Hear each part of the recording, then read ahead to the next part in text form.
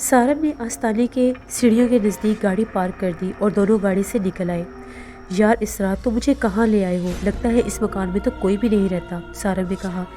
اسرار ناصر نے کوئی جواب نہیں دیا۔ وہ مسکراتا ہوا سیڑھیوں پر چڑھ گیا اور دروازے پر پہنچا اور آہستہ سے دروازہ بجایا۔ دروازہ بجا کر جب وہ پیچھے پلٹا تو اس نے ایک ایسا منظر دیکھا کہ اس کا دل دہل گیا۔ وہ یکدم چیخا، سارم بھائی! اس کی خوف سے چیخ سن کر سارم پریشان ہو گیا۔ اس نے سمجھا کہ اسرار نے دروازے کے اوپر کچھ دیکھ لیا ہے۔ اس نے گھبرا کر اسرار کی طرف دیکھا، لیکن وہ تو اسے ہی دیکھ کر خوف زدہ تھا۔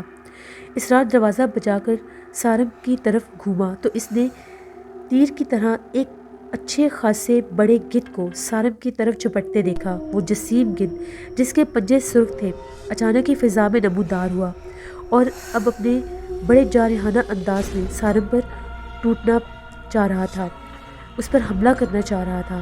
اسرار اس دہشت ناک منظر کو دیکھ کر لرز گیا۔ اس کے منہ سے بے اختیار چیخ نکلی۔ اس نے سارم کو نیچے بیٹھنے کا اشارہ کیا۔ سارم اس کا اشارہ دیکھتے ہی فوراً نیچے بیٹھ گیا۔ اب اسے یہ سمجھنے میں ذرا دیر نہیں لگی تھی کہ اسرار نے کیا دیکھا ہے اور کیا دیکھ کر چیخا ہے۔ وہ سرخ پنجوں والا جسیم گدھ اس پر چپٹتا ہوا یکدم اوپر اٹھا، پرواز کرتا ہوا دائیں جانب مکان کے پیچھے غائب ہو گیا۔ اسرار ناصر سیڑھیاں اتر کر سارم کے نزدیک آیا۔ سارم بھائی، یہ کیا چیز تھی؟ یہی تو وہ ہے جس نے ہمارے جان عذاب میں ڈال رکھی ہے۔ چلو، تم اس منحوس کو آج اپنی آنکھوں سے دیکھ چکے ہو، اب تمہیں کوئی وہم نہیں ہوگا، سارم نے بتایا۔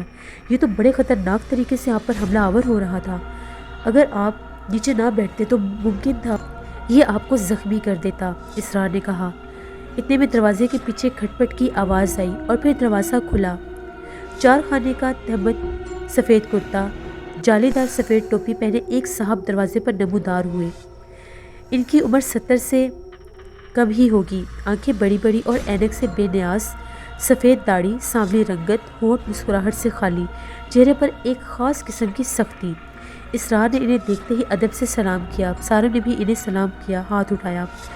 دروازے پر نمودار ہونے والے شخص نے ان دونوں کو بڑی گہری نظروں سے دیکھا۔ شاہ صاحب، ہم حاضر خدمت ہوئے ہیں، ہمیں آپ سے کوئی کام ہے، اسرار نے 2 سیڑھیاں چڑھ کر کہا۔ اچھا، شاہ صاحب نے مختصر سا جواب دیا اور دروازے کے اندر چلے گئے۔ اسرار نے سارم کو اپنے ساتھ آنے کا اشارہ کیا۔ یہ دونوں سیڑھیاں چڑھ کر آگے پیچھے اندر داخل ہوئے۔ یہ ایک بڑا کمرہ تھا، ہال نما۔ آگے کمرے میں سبز رنگ کا قالین بچھا ہوا تھا اور آدھا کمرہ قالین سے بے نیاز تھا۔ ایک طرف بڑا تخت تھا جس پر سفید چادر بچھی ہوئی تھی۔ چادر پر گاؤں تکیے رکھے ہوئے تھے، تکیوں پر سبز مخمل غلاف چڑھے ہوئے تھے اور سنہرے رنگ کے ان کے اوپر بیل بنی ہوئی تھی۔ اس مسند کے برابر ایک بوڑھا رکھا ہوا تھا۔ اس بوڑھے کی پشت پر سبز رنگ کا غلاف چڑھا ہوا تھا۔ گول گدی تھی، اس گدی کا رنگ بھی سبز تھا۔ گاؤں تکیے والے مسند کے سامنے ایک اور بوڑھا تھا، یہ بغیر پشت کا بوڑھا تھا اور اس پر کوئی غلاف یا کوئی گدی نہیں تھا۔ سارم نے اندازہ کیا کہ زمین پر بچھے سبز قالین پر لوگ آ کر بیٹھتے ہوں گے اور گاؤں تکیے والے مسند پر شاہ صاحب بیٹھ کر عمل کرتے ہوں گے۔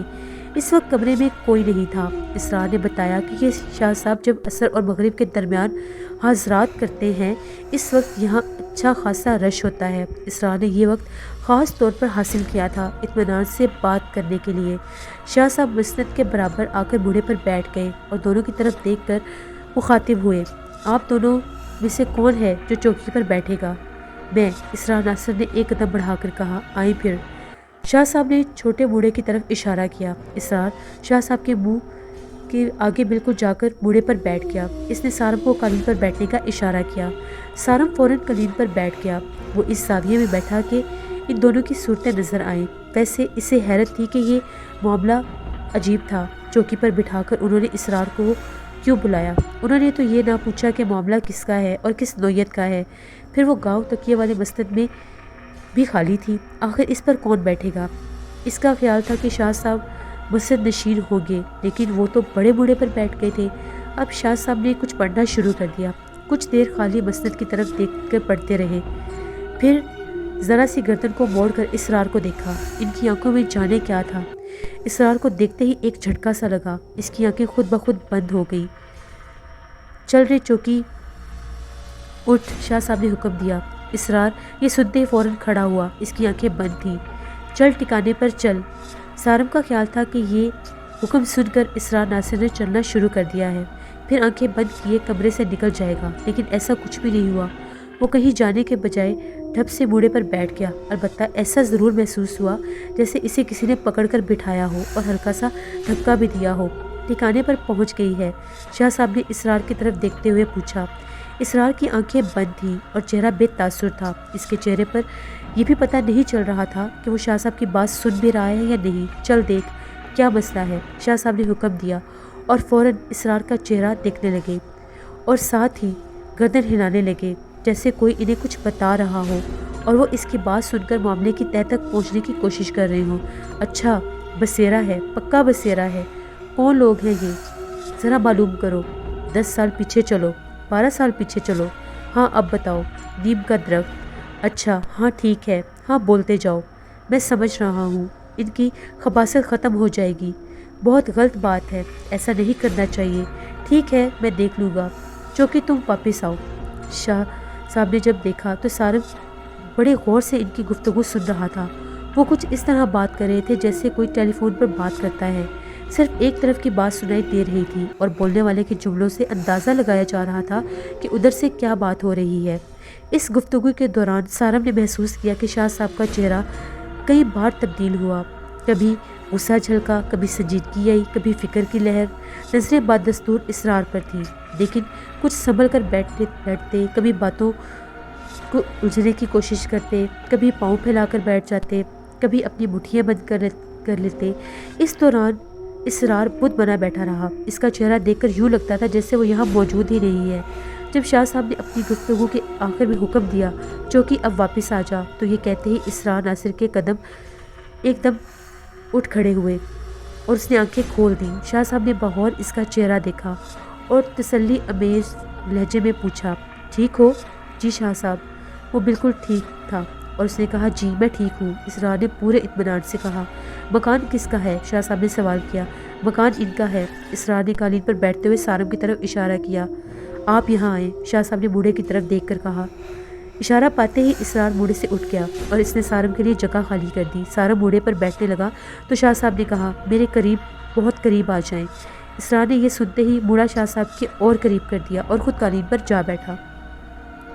سارم کے موڑے پر بیٹھتے ہی شاہ صاحب نے اپنا ہاتھ بڑھایا۔ ہاتھ دکھائیں۔ سارم نے اپنا سیدھا ہاتھ آگے بڑھایا۔ وہ بولے، نہیں بایاں ہاتھ۔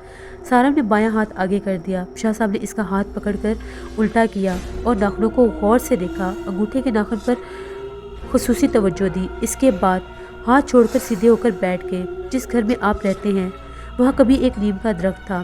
اس پر شرعی مخلوق کا بسیرا ہے۔ اس درخت کو کٹوا دیا گیا، لیکن درخت کٹوانے والا اس گھر میں بس نہیں سکا۔ کئی جانوں کا ضیاع ہوا اور پھر یہ مکان اجڑ گیا۔ اس شرعی مخلوق نے کسی کو بسنے نہیں دیا۔ کئی لوگ آئے اور ڈر کے بھاگ گئے۔ اب آپ اس گھر کا مقیم ہیں۔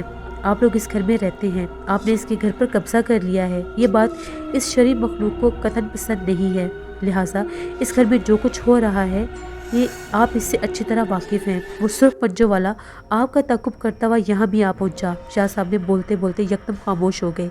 پھر انہوں نے گاؤں تکیے والے خالی مسند کی طرف دیکھا۔ چند لمحے غور سے سفید چادر پر نظریں جمائے بیٹھے، پھر گہرا سانس لے کر سارم کو دیکھا۔ شاہ صاحب، یہ مکان میں نے خرید لیا ہے، میں اسے چھوڑ نہیں سکتا، نہ ہی چھوڑنا چاہتا ہوں۔ آپ مجھے اس مصیبت کا کوئی حل بتائیں کہ میں اس مصیبت سے کیسے نکل سکتا ہوں، بڑی مہربانی ہوگی۔ اس نے اپنا مدعا بیان کیا۔ بھائی، ایک تو نجات دلاؤں گا، اس کو ماروں گا، اور دوسرا اس کی جگہ بھی لے کر دوں گا۔ دوسرے کو بھگاؤں گا تو تیسرا اس کی جگہ آ جائے گا۔ بھائی یوں سمجھ لو کہ یہ پورا قبیلہ ہے اور سرخ پنجوں والا ان کا سردار ہے۔ یہ بڑے خبیث جنات ہیں، آسانی سے جان چھوڑنے والے نہیں ہیں۔ شاہ صاحب نے اسے سمجھایا۔ سارم چپ چاپ ان کی باتیں سنتا رہا۔ ٹھیک ہے بھائی، مجھ سے جو کچھ ہو سکا میں کروں گا، ضرور کروں گا۔ مجھے 7 دن دے دو۔ آج کیا ہے؟ جمعرات ہے نا؟ ٹھیک، آپ لوگ اگلی جمعرات کو اسی وقت آ جاؤ، میں تمہارے ساتھ چلوں گا، کوشش کروں گا ان منحوسوں سے تم لوگوں کو نجات مل جائے۔ شاہ صاحب نے موڑے سے اٹھتے اٹھتے کہا۔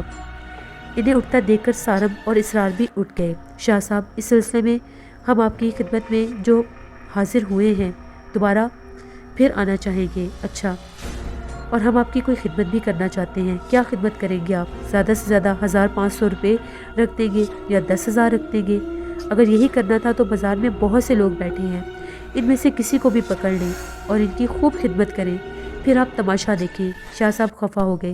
شاہ صاحب ناراض نہ ہوں، سارم بھائی کو آپ کے بارے میں معلوم نہیں ہے، یہ آپ سے اس سلسلے میں کسی قسم کی خدمت قبول نہیں کرتے۔ قصور میرا ہے کہ میں نے انہیں بتایا نہیں تھا، اب میں انہیں پوری طرح بتا دوں گا۔ اسرار نے بات سنبھالنے کی کوشش کی۔ اچھا ٹھیک ہے، جمعرات کو آ جانا، ہم اپنی گاڑی میں تمہارے ساتھ چلیں گے، بس یہی خدمت بہت ہے۔ شاہ صاحب نے دروازے کی طرف بڑھتے ہوئے اشارہ کیا۔ اس وقت ایک عجیب سی بات ہوئی۔ سارم کو اچانک اپنے سر پر ہوا کا جھونکا محسوس ہوا۔ وہ غیر ارادی طور پر جھک گیا، جیسے کوئی پرندہ اس کے سر سے گزرا ہو۔ سارم تکیوں والی خالی مسند کے بالکل قریب تھا۔ جھکتے ہی اس کی نظر سفید چادر پر پڑی تو اس نے دیکھا چادر پر خون سے بھرے پنجے کا نشان ابھر آیا تھا۔ اس پنجے کو نشان دیکھتے ہی شاہ صاحب کی آنکھوں میں خون اتر آیا۔ خبیث، تیری یہ جرت! واپس پلٹ، ابھی میں تیری خبر لیتا ہوں۔ پھر وہ واپس پلٹے اور تیزی سے اندرونی دروازے کی طرف بڑھے اور دروازہ کھول کر اندر چلے گئے۔ سارم اور اسرار نے ایک دوسرے کو پریشان کن نظروں سے دیکھا۔ اسرار نہ صرف زیادہ پریشان تھا، اس نے بغور سفید چادر پر بننے والے اس خونی پنجے کو دیکھا تھا۔ یوں لگتا تھا جیسے کسی گہرے رنگ سے یہاں پر کوئی پنجہ بنایا گیا ہو۔ شاہ صاحب واپس آئے تو ان کے ہاتھ میں ایک کینچی تھی۔ انہوں نے چٹکی سے چادر کو پکڑا اور کینچی سے کٹ لگایا اور پھر کینچی اندر داخل کر کے اس کا ٹکڑے کو کاٹ لیا۔ یہ چکور ٹکڑا جس پر پنجے کا نشان تھا سارم کی طرف بڑھایا اور اس نے فوراً اپنی چٹکی میں لے لیا۔ شاہ صاحب نے اس کو چادر کا ٹکڑا دے کر کہا، اس کو ہاتھ میں رکھو، اور خود انہوں نے وہ کٹی ہوئی چادر اور اس کو چھوٹے بوڑھے پر بچھا دیا جس پر سبز غلاف چڑھا ہوا تھا۔ شاہ صاحب نے چادر لپیٹ کر ڈالنے کے بعد وہ نیچے کپڑا سفید رنگ کا ٹکڑا واپس لے لیا اور اسے غور سے دیکھا اور پھر ایک جھٹکے سے زمین پر پھینک دیا۔ ماچس ہے؟ شاہ صاحب نے پوچھا۔ لائٹر ہے، اسرار ناصر نے اپنی جیب سے چھوٹا سا ایک لائٹر نکال کر دیا۔ آگ لگا دو، شاہ صاحب نے آگے بڑھ کر غصے سے کہا۔ اسرار ناصر فوراً زمین پر بیٹھ گیا۔ سارم نے اس کی تقلید کی۔ اسرار نے ایک چٹکی سے کپڑا پکڑ کر اٹھایا اور لائٹر جلا کر اس کا شعلہ کپڑے کے نیچے کر دیا۔ ایک لمحے میں کپڑے نے آگ پکڑ لی اور اتنی تیزی سے پکڑی کہ اگر اسرار اس کو نہ چھوڑتا تو وہ فوراً آگ سے اس کا ہاتھ ضرور جل جاتا۔ کپڑا زمین پر گرتے ہی راکھ ہو گیا، لیکن پریشان کن بات یہ ہوئی کپڑا تو جل کر راکھ ہو گیا لیکن پنجے کا کچھ نہیں بگڑا، وہ ایسے کا ایسا ہی تھا، حتیٰ کہ اس کا رنگ بھی تبدیل ہو گیا، وہ ابھی بھی سرخ رنگ کا ہی نظر آ رہا تھا۔ شاہ صاحب نے جب یہ منظر دیکھا تو غیر متوقع تھا۔ پنجے کو صحیح سلامت دیکھ کر ان کے سانولے چہرے کی رنگت بدل گئی۔ انہوں نے غصے سے کینچی اٹھائی، اس کی نوک پر کچھ پڑھ کر پھونک ماری اور زمین پر بیٹھ گئے۔ پھر کینچی سے اس پنجے کے نشان کو باریک ٹکڑوں میں تبدیل کر دیا۔ وہ اندر سے کاغذ لے کر آئے اور اسرار کے ہاتھوں میں دے کر کہا، اسے سمیٹ لو۔ اسرار ناصر نے بڑی احتیاط کے ساتھ راکھ اور پنجے کے نشان کے ٹکڑے پوری احتیاط کے ساتھ سمیٹ لیے اور کاغذ کی پڑیا بنا لی۔ اسے باہر پھینک جانا۔ شاہ صاحب نے دروازے کی طرف بڑھتے ہوئے کہا، اب جمعرات کو ملاقات ہوگی۔ پنجے کی صورت میں ظاہر ہو کر وہ ہمیں چیلنج دے گیا ہے، ہم نے اس کا چیلنج قبول کر لیا ہے، اب مارکا آرائی ہوگی۔ شاہ صاحب دروازے تک آئے، ان کے نکلتے ہی انہوں نے دھاڑ سے دروازہ بند کر لیا۔ سارم اور اسرار حیران پریشان گاڑی کی طرف بڑھے۔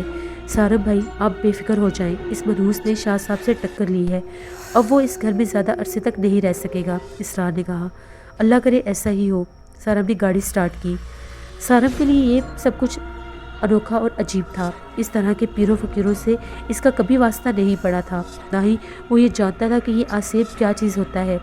اس طرح کے واقعات اس نے سنے ضرور تھے جن پر وہ ہنستا تھا اور انہیں ٹال دیتا تھا۔ قصے کہانیاں زیادہ سے زیادہ یہ صرف اور صرف ایک فرضی کہانیاں ہی ہوتی ہیں، ان میں کوئی حقیقت نہیں ہوتی، لیکن آج اس نے شاہ صاحب کے آستانے پر جو کچھ دیکھا اور اپنے مکان کے حوالے سے جن واقعات سے دو چار ہونے لگا تھا، یہ سب وہم کے کرشمہ سازی نہیں تھی، بلکہ ایک ایسا پردہ تھا جس کے پیچھے کچھ چھپا ضرور تھا۔ پھر شاہ صاحب نے بھی وہی کچھ کہا جو سجو خالہ نے ان کو بتایا تھا۔ وہ اسرار کو گھر چھوڑ کر واپس پہنچا تو سارا اس کی شدت سے منتظر تھی۔ کیا ہوا؟ سارا نے اس کے چہرے پر نگاہیں جمائیں۔ ابھی تو کچھ نہیں ہوا، یہ سارم کا ایک مخصوص جواب تھا۔ تو پھر اس بات کا کیا مطلب ہے؟ ابھی وہ جواب دینا ہی چاہ رہا تھا۔ پھر کب ہوگا؟ سارا وہ کون سی کم تھی جو ایسی باتیں نہ پوچھتی؟ ہو جائے گا، جلدی ہو جائے گا۔ بات کہاں سے کہاں چلی جاتی تو سارا ایک دم سے جھجلا کر بولی، سارا بکواس مت کرو، مجھے پوری بات بتاؤ۔ اچھا بتاتا ہوں، ذرا ایک کپ چائے بنا کر لاؤ۔ سارا نے فوراً سے کرسی گھسیٹی اور بیٹھ گیا۔ اچھا پہلے چائے تو لے آؤ۔ مجھے نہیں بنانی چائے، جو پوچھا ہے پہلے وہ بتاؤ۔ پہلے چائے تو پلا دو۔ اچھا ٹھیک ہے، آؤ بیٹھو یہاں پر اور جاؤ خالہ سجو سے کہو وہ چائے بنا دے۔ سارا نے اسے راستہ دکھایا، وہ ڈرائنگ روم کی صفائی کر رہی ہے، چائے میں خود بناؤں گی۔ سارا نے اپنائیت سے کہا، پہلے مجھے بات بتاؤ۔ بہت شکریہ، سارا نے ہنس کر کہا، جاؤ پھر پہلے پانی لے کر آؤ۔ بڑے خبیث ہو، سارا نے اٹھتے ہوئے کہا، یار کیا کروں، تمہارے ساتھ رہ کر ایسا ہی ہو جاؤں گا نا۔ وہ چونکنے والا کہاں تھا، وہ بھی سارے جواب ساتھ دیتا تھا۔ سارا چند لمحوں میں پانی رکھ کر واپس آئی۔ اب بولو یار، یہ شاہ صاحب تو کمال کی چیز نکلے ہیں۔ کون شاہ صاحب؟ سارا نے پوچھا۔ سارا نے تب سارا کو آستانے پر پہنچنے اور گدھ کے جھپٹنے سے اور پھر شاہ صاحب کی چوکی پر اس کے احوال اور پنجے کے نشان کا حیرت انگیز واقعہ ایک ایک بات پوری تفصیل سے سارا کو بتا دی۔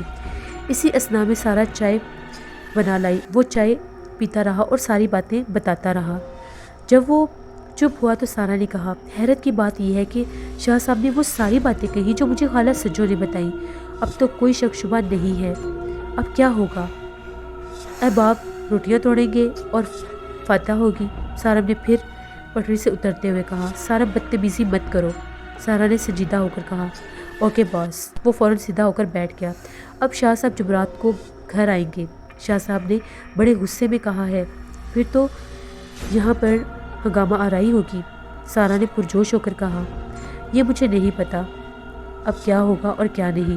پنجے سے یاد آیا، اب تو شاہ صاحب نے بھی اس کو یہ کہا ہے کہ جو کچھ بھی ہو میں اس سے ضرور ٹکر لوں گا، اس نے مجھے چیلنج کیا ہے۔ پھر سارا نے کہا کہ شاہ صاحب نے تو اس کے فنگر پرنٹس بھی لے لیے ہیں، اب آسانی ہوگی۔ Finger prints? سارا حیرت سے بولی، فنگر پرنٹس کہاں سے آ گئے؟ ارے فنگر پرنٹس مجرم نے خود ہی دے دیے تھے، تمہیں بتایا تو ہے، سفید چادر کے اوپر خون کا پنجہ بن گیا تھا۔ سارا نے اسے یاد دلایا، او ہاں صحیح، بعض اوقات تم پتہ نہیں بات کو کیسے گھما دیتے ہو، مجھے سمجھ ہی نہیں آتی۔ ہر چیز کو گردش میں رکھنا چاہیے، حرکت میں برکت ہوتی ہے۔ سارا بولا، سارا مجھے لگ رہا ہے کہ تمہیں بھوک لگی ہے، اس لیے تم بہکی بہکی باتیں کر رہے ہو۔ سارا ہنس کر بولی، ہاں یہ تو ہے، چائے بھی تم نے میرے آگے خالی رکھ دی ہے۔ سارا نے احتجاج کیا، تم پھر مجھے کہہ دیتے نا کہ مجھے کچھ کھانا بھی ہے، کیا تم اس گھر میں مہمان آئے ہو؟ سارا نے اسی ترچھی نظروں سے کہا، ایسے کبھی کبھی تو جی یہی چاہتا ہے کہ بندہ اس گھر میں مہمان بن جائے۔ وہ شاعری پر اتر آیا، مہمان بنو گے نا تو بس 2-3 دن ہی اس گھر میں رہ سکو گے، کیونکہ مہمان 2-3 دن ہی بلائے جاتے ہیں، اس سے زیادہ نہیں۔ اب تم بتاؤ، بنو گے مہمان؟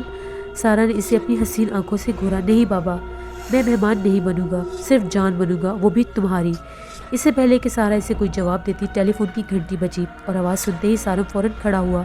میں دیکھتا ہوں۔ سارا نے بیڈ روم میں جا کر ابھی CLI پر نمبر دیکھا تھا، کوئی اجنبی نمبر تھا۔ اس نے ریسیور اٹھا کر ہیلو کیا، سارم بھائی؟ ادھر سے استفار ہوا، ہاں میں سارم بول رہا ہوں۔ سارم نے اس آواز کو پہچاننے کی کوشش کی، آپ کون ہیں؟ پہچانا نہیں۔ میں ظفر بات کر رہا ہوں، ادھر سے بتایا گیا۔ ظفر مراد؟ ہاں ظفر، کیسے ہو؟ سارم نے اسے پہچان کر نرم لہجے میں بات کی۔ سارم بھائی میں تو ٹھیک ہوں، لیکن ڈیڈی؟ وہ بتاتے بتاتے رک گیا۔ ارے کیا ہوا؟ سارم نے تفتیش بھرے لہجے میں پوچھا۔ سارم بھائی انہیں دل کا دورہ پڑا ہے، وہ اسپتال میں داخل ہیں۔ ظفر مراد نے کہا، اوہو یہ تو اچھی بات نہیں ہے، کیا حال ہے ان کا؟ خطرے سے تو نکل آئے ہیں، اس وقت ICU میں ہیں، ظفر مراد نے بتایا۔ پھر چند لمحے رکا، سارا باجی کہاں ہے؟ گھر میں ہے نا؟ ٹھہرو میں بلاتا ہوں، سارم نے کہا۔ نہیں سارم بھائی انہیں ابھی مت بلائیں، ڈیڈی نے ایک پیغام دیا ہے، سوچتا ہوں آپ کو بتا دوں۔ ظفر مراد نے کچھ سوچ کر کہا، ہاں بولو کیا بات ہے؟ سارم نے کہا، سارم بھائی ڈیڈی نے کہا ہے کہ میری زندگی کا کوئی بھروسہ نہیں ہے، سارا کو ایک بار دیکھنا چاہتے ہیں۔ ظفر مراد کی آواز لرزنے لگی تھی۔ سارم بھائی آپ باجی کو راضی کر لیجئے۔ ارے ظفر تم پریشان مت ہو، سارا ضرور آئے گی، میں خود اس کو لے کر آؤں گا۔